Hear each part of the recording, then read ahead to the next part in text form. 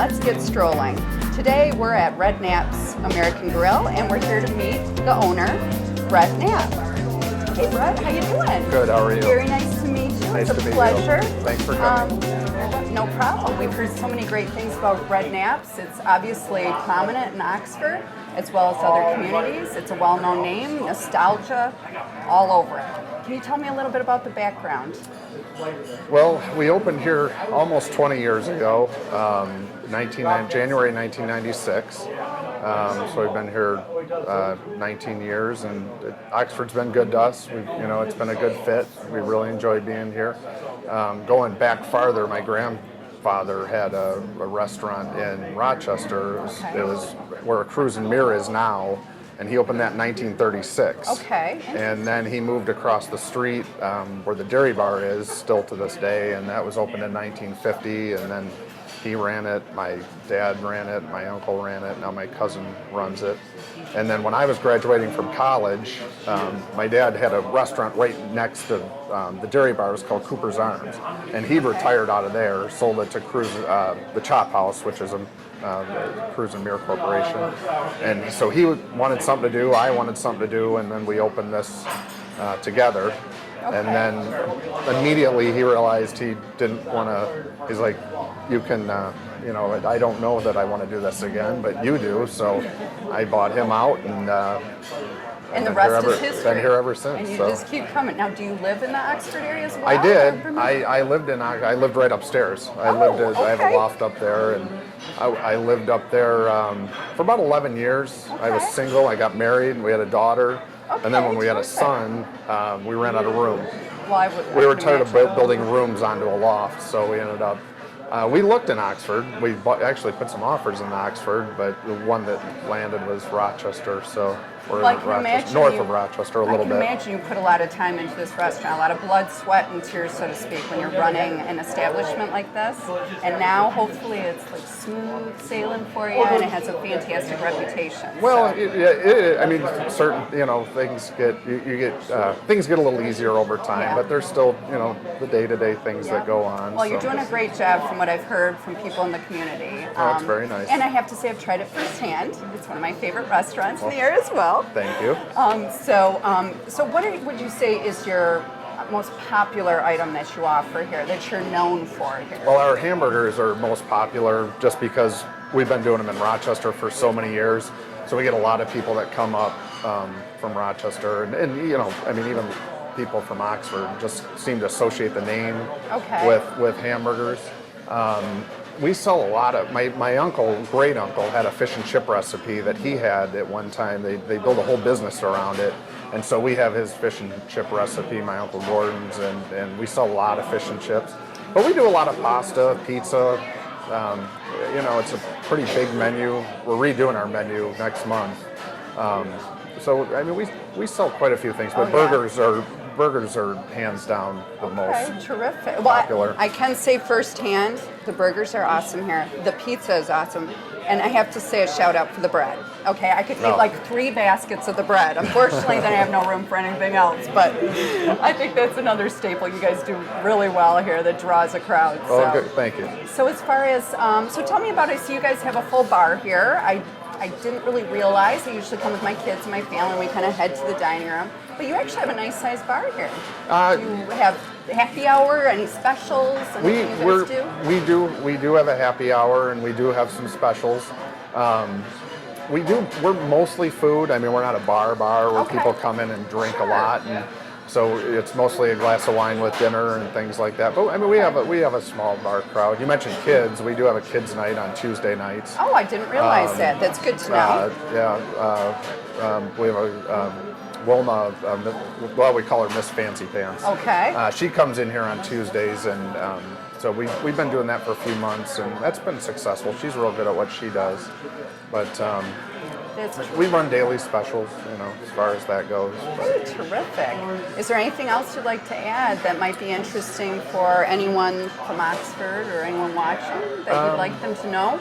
Oh, let me throw in something. Okay. Catering. Hello. I see you guys have fantastic catering. I know I could use your services at times. We do some catering. Okay. We've been we haven't done it a lot in the past, and Okay. we have a chef that's been with us for about a year. Well, he was actually in Clarkston, Okay. and then he moved over here, and he has a extensive background in catering. So just in the last year, we've tried to kind of promote that a little bit more. Okay. So All right. And I also noticed too, coming in the door in the back there, that you have a little seating area out there. It's very cozy, like a little courtyard. Now, do you guys do a lot in the summertime with that? we or- do, yeah. We open Okay. that up. We actually take a booth out, the first booth over there. And there's a doorway behind it. Oh, I didn't realize every, that. Every winter and summer, we have to put it back in or pull it back out, and it opens up to our outdoor dining. We have 46 seats out there. Okay. It works out pretty well. So, Brett, why don't you take us into the kitchen and show us a little what goes on behind the scenes? Sure.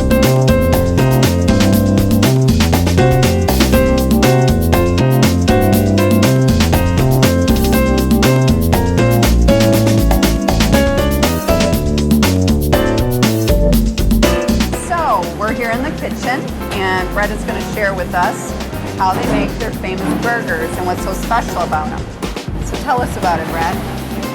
We make our buns fresh here every day, Okay. seven days a week, and they just came out of the oven. So They smell- we by were the just in way- the process of cutting them. I was going to say, by the way, for viewers, they smell really, really good. So, they don't get that on TV. So, go And- ahead, continue.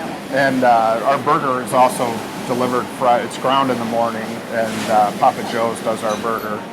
We used to use a chopping block until they closed, but then we found Papa Joe's. They do a real good job. He grinds it fresh every day as well, and does it in the morning, brings it up, before we open. So the burger and bun are as fresh as possible. Okay, so it's still mooing when it comes in practically, but Practically. that's good. We like fresh like that. That's why they taste so good. So, okay. And then tell me about it seems like the buns are really different than a typical bun. They look a little flatter, a little They are a little odd different. looking. Yeah, again, that's something my grandfather started years ago, and they were Okay. always meant to be more flat and more wide. Okay. They always have the same 7-inch or 7.5-inch plates we have, and it pretty much takes up the whole plate. So that's always been the idea. Okay, and that's what makes them so different and yummy and moist and good. So, okay, well, is there some way you can show us? You can go back into the kitchen area there? Sure. Okay.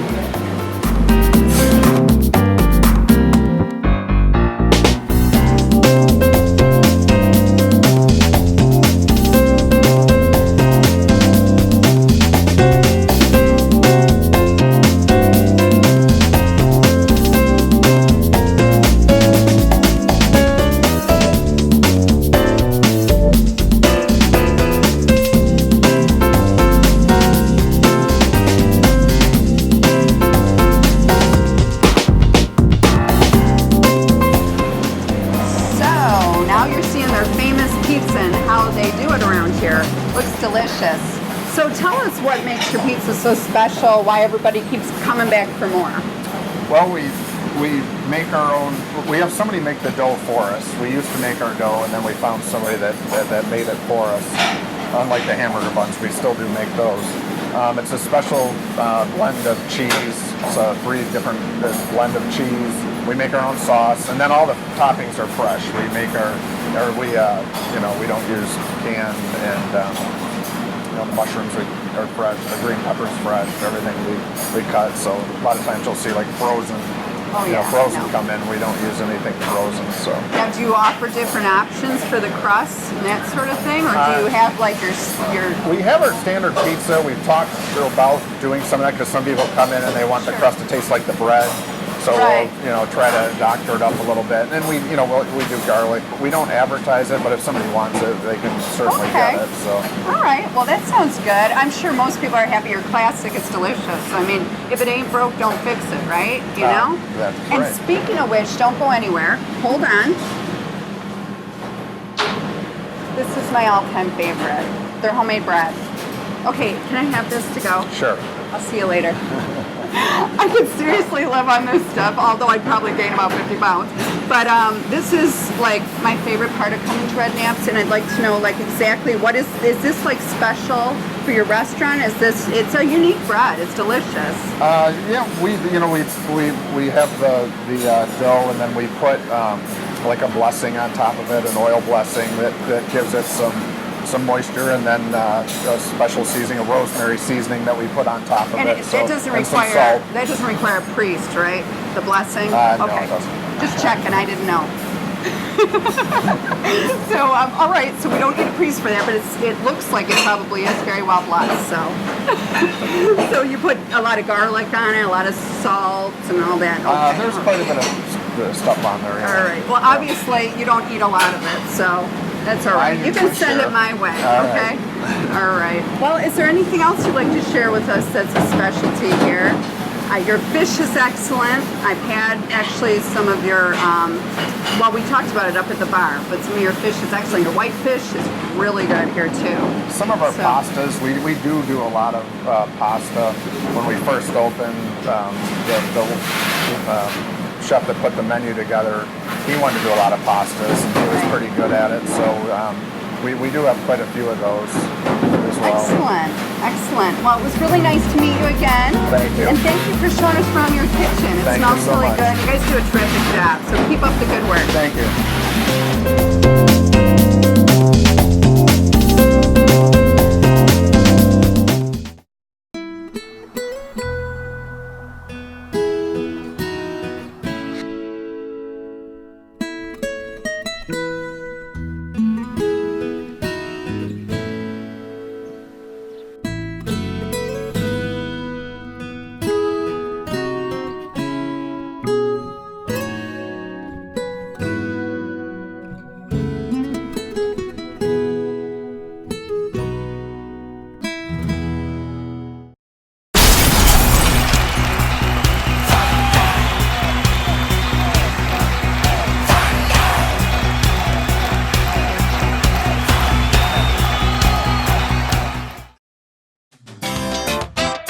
Hi everybody, I'm Terry Stiles. Hi everybody, I'm Bill Service, and I'm the producer of Our Community Access.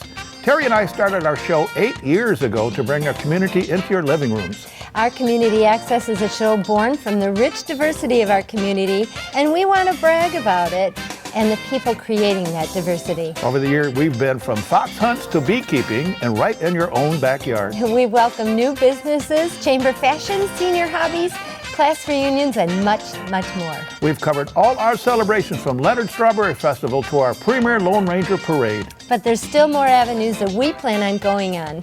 So watch Our Community Access at 9:30 and 5:30 every day, and you have a great, great week. Hi, I'm Julie Hogan. I'm coming to you from OCTV from Let's Get Strollin'. And today we're strolling to Mark Young Jewelers, and we're interviewing Mark Young, the owner of the shop. Hi Mark, nice to meet you. Welcome, Julie. You have a beautiful shop here. Well, thank you. Every woman's fantasy, a diamond is a girl's best friend, right? Agreed. So can you tell me a little bit about what you do here and what your specialties are? First and foremost, we're a custom design house. Okay. So if you have a special order, something that you've been dreaming about for a long or short time, okay. Typically we can make something very nice for you. Okay, so if I were dreaming about this gorgeous ring with emeralds, diamonds, whatever, I can sketch it out perhaps, or come in and meet with you, and you'll make my fantasy come true, it sounds like. So, yes, okay. If you have some ideas, maybe we can add some ideas to that, or maybe you have a number of ideas that you can mix in. We sit down and talk with you first. Okay. Listen very carefully to see where you want to go with the piece. Okay. Because not only are you putting yourself into the piece, but also a part of us, we must understand exactly where you need to go with it. So regardless if it's something simple as a solitaire type ring, your options are quite wide, and so we try to narrow it down and get exactly what you were thinking about. I love it. I Yes. love it already. So I'm going to have to make an appointment with you soon. So it sounds terrific. And I've heard in the neighborhood around the corners here. While you were strolling? While I was strolling. I've heard that you really are an artist. An artiste, shall we say. Okay. And that you are very creative with your custom work. So I know that it really is an important thing for people to understand out there. But you do other things as well, I assume. It looks like you have, you know, some pieces here that may or may not be custom necessarily. Correct. That might pique someone's interest. But do you have vintage pieces perhaps, or do you do other pieces of work or consignment, anything like that too, just to mention on the side? It's somewhat of a blend, Julie. Okay. For the most part, our shop is pretty well full up, and we do have a backlog. We're working at about 2.5 to 4 weeks behind right now. Okay. So it has become impossible for Danielle Brinker, who's our other jeweler, to actually manufacture everything that we make. So when we go to our trade shows, or we have various vendors that come in actually from all over the world, we try to find comparable pieces that would be equal to what we would do, maybe be a little bit more adventurous. I also would say that yes, there are a number of facets to what we do, no pun intended, but besides being artistic, with this genre of art, you have to be also an engineer. Oh, for sure. A pretty good mathematician. For sure. And then sometimes a psychologist and a therapist at the same time. So, you know, all those elements need to be drawn in. No, I agree. It's very personal. Yes. Very personal when you're wearing something on your body probably every day of your life. And if you love it, you would do that. Exactly. So that makes sense.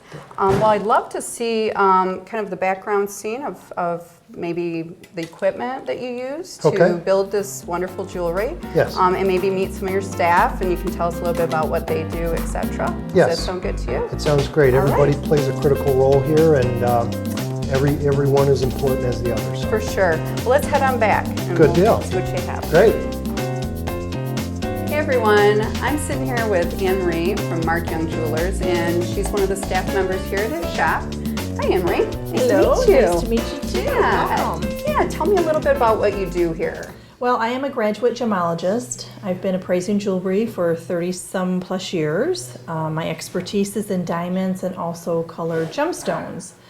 So I am the person that you would bring your jewelry into for insurance purposes. So if you need to take insurance out on your diamond earrings or your necklace, you bring them to me and I thoroughly clean them, examine them, and do a written appraisal.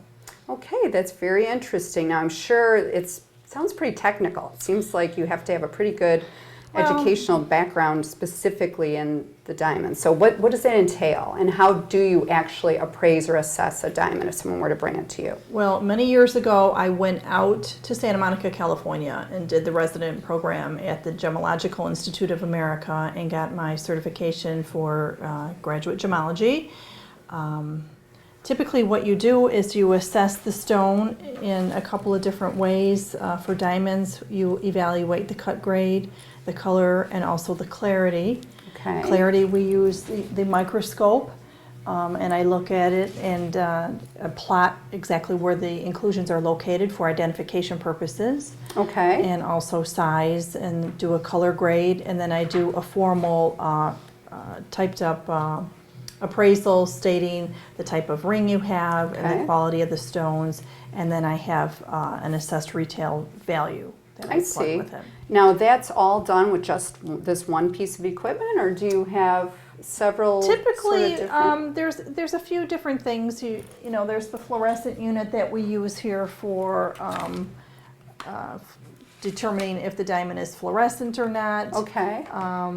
Color grading, you pretty much do by eye. We do have some master stones that we also use as comparison. Okay. But clarity is typically done with a microscope. Okay, and clarity would be if there's inclusions, which perhaps Correct. you could explain that Yes. for people that don't understand. Inclusions are little imperfections within the diamond itself. It's kind of like their fingerprint. Most all diamonds have inclusions. The fewer, the higher the quality. Okay. The more obvious, the lower the quality. Very interesting. And then we also do a lot with colored gemstones. Oh, that's pretty. Yeah. Colored gemstones are a little bit more involved with identification. You also use the microscope to look at characteristic inclusions, and then also you use the refractometer So you can take the refracted index of the stone. Oh, So interesting. Okay. Each gemstone has its own properties. Okay. So, okay. and they're all pretty much It's determined, very yeah. scientific. Very scientific. Who knew, right? It's a love. So- It's a love of my life. Yeah, I can see. It has a lot of technical aspects to it. And you have to definitely know what you're doing. And obviously you guys know what you're doing here. Yes, we do. Well, it was nice chatting with you, Anne Marie, and we're going to actually go talk to Danny now, who is one of the designers here at Mark Young Jewelers. Hi again. I now am meeting with Danny, and she's one of the fantastic designers here at the jewelry shop. Hi, Danny. How are Hi. you? It's a pleasure to meet Pleasure. you. So you're kind of behind the scenes of some of the creativity that goes on here. Yes. Okay. I do a lot of the designing in the jewelry as well.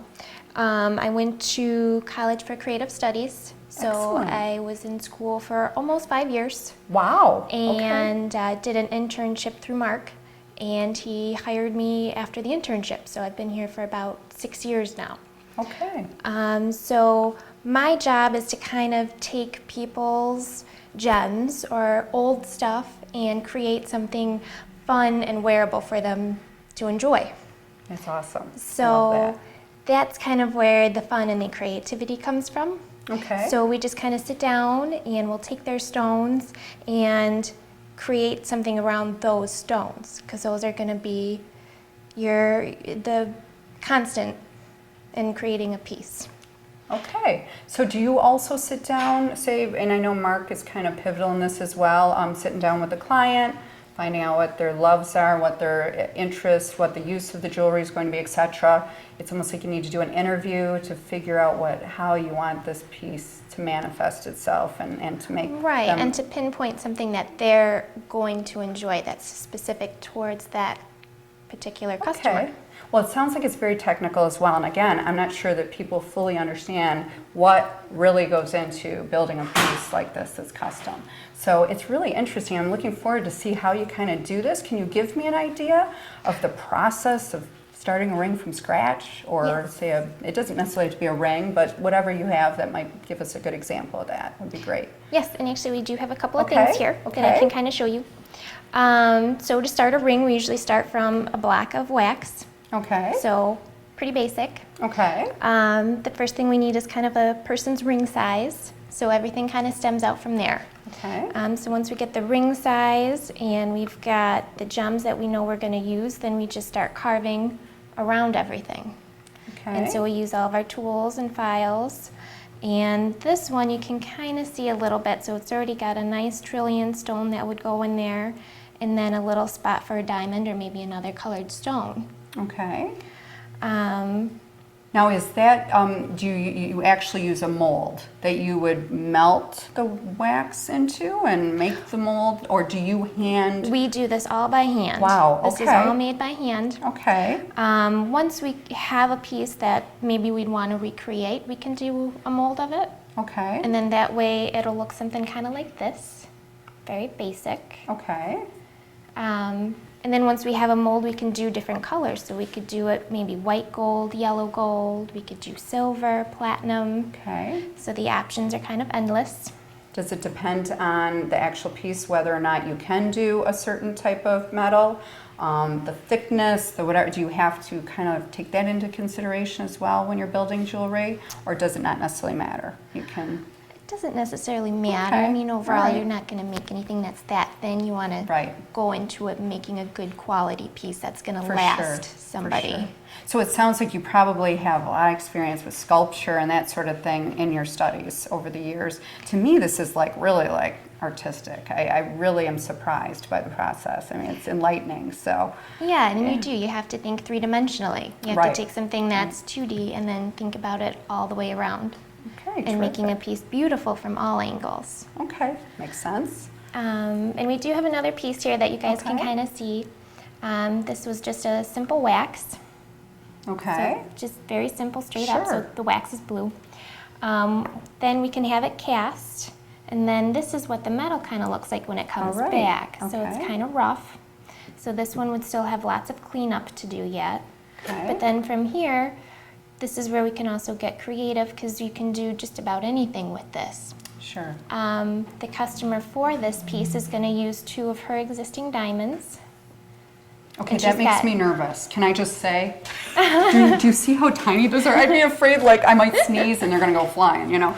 So, no, I ask about it. How do you guys manage such tiny, precious, expensive items when you're working with them? That just is an off-the-cuff question I have for you because it makes me nervous. Well, you still have to be careful. You just have an eye for it. You're probably just used to dealing with them day by day and Yeah. every day of the week, so you just are a little more careful about it, I'm sure, than the average Joe. So, Yeah, and you that's just get great. used to it after a while. Okay. So this particular person, they're going to put a nice little ruby in the center Okay. with the marquee, and then they're going to flank it with their 2 diamonds on either side. Oh, very nice. So they're going to do something similar to this I one, can so when see it's now. all completed. Okay. Very nice. Okay. And so that is truly a custom piece. Now, those are using diamonds that the customer already had Yep. in a previous setting, and you took the setting apart, or did you just, they just brought No, you? this is actually something that Mark created here. Okay, terrific. So this is a particular piece that we had molded, or had a mold of. Okay. So then we could kind of take it and do similar things, and we could use great. customers' existing stones. Okay, well, that's really interesting. I love it. And of course, I assume you do necklaces, bracelets, the sky's Yes. the limit. I mean, whatever Yes. jewelry pieces someone has, and say maybe they have an existing piece, you can just tear it apart, so to speak, which seems kind of terrible in and of itself, but you're destroying jewelry to make jewelry. But you can literally, now can you literally melt down gold or whatever that's in the previous piece and reuse it again? Or is that something that it's almost like it's been, You can. Okay. We don't really recommend it. okay, It's better to use new material. okay, If you use the old material, a lot of times it's dirty, and you can, once Right. you cast a piece, you can get something called porosity. Oh, So you'll get okay. pits in the metal, and it's Okay. not something that you can easily remove or take out. okay. That's good to know. I did not know that. So, nope, start fresh with fresh material, Yes. and it'll last forever, right? So that's the goal. That's the goal. Okay, terrific. Is there anything else you'd like to share with us that you think was sort of interesting, or maybe something that the average person wouldn't realize with the design process? Otherwise, I think she's covered it great, and I think it gives us really an insight into what goes on behind the scenes. So thank you so much, Danny. Yes, it was thank nice you. to meet you. It's a pleasure. And keep up the good work. Thank you.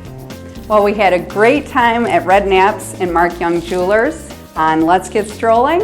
So why don't you join me next time and come for a stroll. See ya!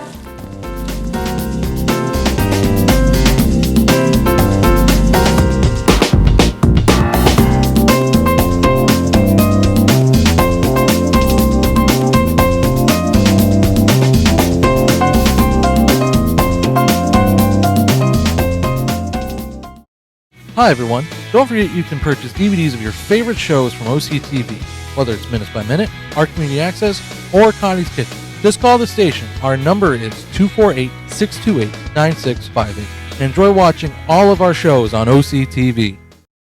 Here we are in front of American Legion Post 108 in Oxford. Now, every Friday between 12 and 8:30, they serve up some of the best fish in Michigan. Follow me inside. We're going to take a look around the post. All right, here we are now on the Hull side of the post, where you can get tables for anywhere to 6 to 30 people. And before or after you're done eating, take a walk around and browse through the second largest military museum in the state of Michigan. All right, now we're over on the restaurant side of the post, where most of the fun happens. As you can see behind me, they've got darts, pool tables, 50-50 raffles, and any kind of fish you can think of, baked cod, walleye, combo plates, all right here at your beck and call.